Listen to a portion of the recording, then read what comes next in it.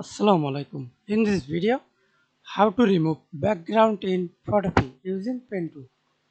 Okay, first of all, open your image. I already opened to this image and select the pen tool.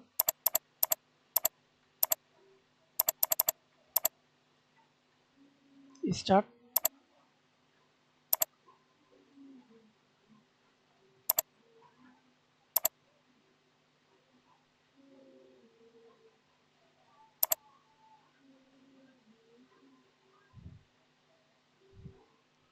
Hold Alter. Hold Alter. Hold Alter. Hold Alter. Apply the same process